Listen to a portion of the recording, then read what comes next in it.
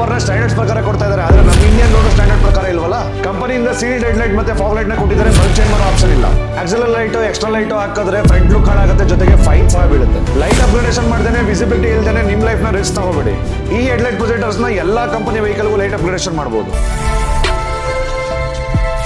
10 ಲಕ್ಷ 20 ಲಕ್ಷ 30 ಲಕ್ಷ ಕೊಟ್ಟು ಕಾರ್ನ ಪರ್ಚೇಸ್ ಮಾಡ್ತೀವಿ, ಆದ್ರೆ ಕಂಪ್ನಿಯವ್ರು ಕೊಡೋ ಹೆಡ್ಲೈಟ್ ಬಂದು ಮೊಬೈಲ್ ಟಾರ್ಚ್ ತರ ಇರುತ್ತೆ. ಆ ಲೈಟ್ ನ ಇಟ್ಕೊಂಡು ಸಿಟಿಯಲ್ಲಿ ಡ್ರೈವ್ ಮಾಡಬಹುದು, ಹೆಂಗೋ ಕಷ್ಟ ಬಿದ್ದು ಸ್ಟ್ರೀಟ್ ಲೈಟ್ಸ್ ಇರುತ್ತೆ. ಆದ್ರೆ ನೀವು ಹೈವೇ ಅಂತ ಹೋದಾಗ ಆ ಲೈಟ್ಸ್ ಅಲ್ಲಿ ಏನು ವಿಸಿಬಿಲಿಟಿ ಬರಲ್ಲ. ಇನ್ನ ನಮ್ಮ ಇಂಡಿಯನ್ ರೋಡ್ ಕಂಡೀಷನ್ ನಿಮ್ಗೆ ಗೊತ್ತಿದೆ, ಎಲ್ಲಿ ಪಾಟೋಲ್ಸ್ ಇದೆ, ಎಲ್ಲಿ ಡೈವರ್ಷನ್ ಇದೆ, ಒಂದು ಗೊತ್ತಾಗೋದಿಲ್ಲ. ಹಾಗಾಗಿ ಲೈಟ್ ಅಪ್ಗ್ರೇಡೇಷನ್ ಬಂದು ತುಂಬಾ ಮುಖ್ಯ. ಆದ್ರೆ ನಿಮ್ಮ ಕಂಪ್ನಿಯಿಂದ ಇವಾಗ ಬರ್ತಾ ಇರುವಂತ ವೆಹಿಕಲ್ ಗಳಲ್ಲಿ ಸೀಲ್ಡ್ ಹೆಡ್ ಲೈಟ್ ಮತ್ತೆ ಫಾಗ್ ಲೈಟ್ ನ ಕೊಡ್ತಾ ಇದ್ದಾರೆ. ಓಕೆ, ಆಕ್ಸಿಲ್ ಲೈಟ್ ನ ಎಕ್ಸ್ಟ್ರಾ ಲೈಟ್ಸ್ ನ ಇನ್ಸ್ಟಾಲೇಷನ್ ಮಾಡ್ಕೊಳ್ಳುವ ಅಂತಂದ್ರೆ ಪೊಲೀಸ್ ಅವರು ಫೈನ್ ಹಾಕ್ತಾರೆ, ಅಥವಾ ಫ್ರಂಟ್ ಲುಕ್ ಸಹ ಹಾಳಾಗುತ್ತೆ, ಫ್ಯಾಬ್ರಿಕೇಶನ್ ಮಾಡಬೇಕು, ಏನೇನೋ ಆಲ್ಟ್ರೇಷನ್ ಗಳನ್ನ ಮಾಡಬೇಕು.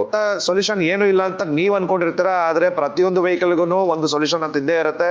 ಸೊ ಲೈಟ್ ಅಪ್ಗ್ರೇಡೇಷನ್ ಮಾಡಬೇಕು ಅಂತಂದ್ರೆ ನಿಮ್ಮ ವೆಹಿಕಲ್ ಸೀಲ್ಡ್ ಹೆಡ್ ಲೈಟ್ ಆದ್ರೂ ಪರವಾಗಿಲ್ಲ, ಅದರಲ್ಲಿ ನಾವು ಲೈಟ್ ಅಪ್ಗ್ರೇಡೇಷನ್ ಮಾಡಬಹುದು. ಇವತ್ತೊಂದು ಟೊಯೋಟಾ ಹೈ ರೈಡರ್ ವೆಹಿಕಲ್ ಅಲ್ಲಿ ಜಿನೋಮ್ ಅವರ ಲೇಸರ್ ಪ್ರೋ ಪ್ರೊಜೆಕ್ಟರ್ ಅನ್ನ ಇನ್ಸ್ಟಾಲೇಷನ್ ಮಾಡ್ತಾ ಇದೀವಿ. ಇದು ನಿಮ್ಮ ಕಂಪನಿ ಹೆಡ್ ಲೈಟ್ ಏನಿದೆ ಅದೇ ಪ್ಲೇಸ್ ಅಲ್ಲಿ ಫಿಟ್ ಆಗುತ್ತೆ. ಹೊರಗಡೆಯಿಂದ ನೋಡಿದಾಗ ಯಾವುದೇ ರೀತಿ ಆಲ್ಟ್ರೇಷನ್ ಮಾಡಿರೋದಾಗಬಹುದು, ಯಾವುದೇ ರೀತಿ ಮಾಡಿಫಿಕೇಶನ್ ಮಾಡಿರೋ ತರ ಕಾಣಿಸೋದಿಲ್ಲ, ಯಾಕಂದ್ರೆ ಕಂಪನಿ ಹೆಡ್ ಲೈಟ್ ಎಲ್ಲಿದೆ ಅದೇ ಪ್ಲೇಸ್ ಅಲ್ಲಿ ಕೂತ್ಕೊಳ್ಳೋದ್ರಿಂದ.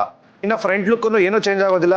ಇನ್ನ ಜಿನೋಮೋರ ಲೇಸರ್ ಪ್ರೋ ಔಟ್ಪುಟ್ ಅಂತ ಹೇಳ್ಬೇಕಂತಂದ್ರೆ ಇದು ನಿಮಗೆ 130 ವ್ಯಾಟ್ ನ ಪ್ರೊಡ್ಯೂಸ್ ಮಾಡುತ್ತೆ, ಜೊತೆಗೆ 15,000 ಲ್ಯೂಮೆನ್ಸ್ ಅಂದ್ರೆ ಒಳ್ಳೆ ಪವರ್ ಅಂತಾನೆ ಹೇಳ್ಬೋದು. ಇನ್ನ ಥ್ರೋ ಅಂತೂ ನಿಮಗೆ 5 ಲೈನ್ ಕವರೇಜ್ ಜೊತೆಗೆ 400 to 500 ಮೀಟರ್ಸ್ ವರೆಗೂ ಥ್ರೋ ಸಹ ಬರುತ್ತೆ. ಇನ್ನ 5500 ಕೆಲ್ವಿನ್ ನ ಕೊಟ್ಟಿರೋದ್ರಿಂದ ಒಳ್ಳೆ ವಿಸಿಬಿಲಿಟಿ ಸಹ ಕೊಡುತ್ತೆ. ಅಂಡ್ ದೆನ್ ಆಪೋಸಿಟ್ ಅವ್ರಿಗೂ ಸಹ ಯಾವುದೇ ರೀತಿಯ ತೊಂದರೆನ ಉಂಟು ಮಾಡೋದಿಲ್ಲ. ಇನ್ನ ನಿಮಗೆ ಈ ಹೆಡ್ ಲೈಟ್ ಪ್ರೊಜೆಕ್ಟರ್ಸ್ ಯಾವ ತರ ಇರುತ್ತೆ ಅಂತ ನಾನು ನಿಮ್ಗೆ ತೋರಿಸ್ತೀನಿ. ಅಂಡ್ ದೆನ್ ಬಿಲ್ಡ್ ಕ್ವಾಲಿಟಿ ಸಹ ತೋರಿಸ್ತೀನಿ. ಹೆಡ್ ಲೈಟ್ ಪ್ರೊಜೆಕ್ಟರ್ ಅಲ್ಲಿ ಏನೇನೆಲ್ಲ ಬಂದಿರುತ್ತೆ ಅಂತ ನಾನು ನಿಮ್ಗೆ ತೋರಿಸ್ಕೊಡ್ತೀನಿ. ಸೊ ಇದನ್ನ ನೀವು ನೋಡ್ತಾ ಇರಬಹುದು, ರೆಗ್ಯುಲರ್ ಫಾಗ್ ಪ್ರೊಜೆಕ್ಟರ್ಸ್ ಯಾವ ತರ ಬರುತ್ತೆ ಅದೇ ತರನೇ ಇರುತ್ತೆ. ಬಟ್ ಇದರಲ್ಲಿ ನಿಮಗೆ ಮ್ಯಾನುಫ್ಯಾಕ್ಚರಿಂಗ್ ಅಲ್ಲಿ ಹೆಡ್ ಲೈಟ್ ಪ್ರೊಜೆಕ್ಟರ್ ಸ್ವಲ್ಪ ಡಿಫರೆಂಟ್ ಇರುತ್ತೆ.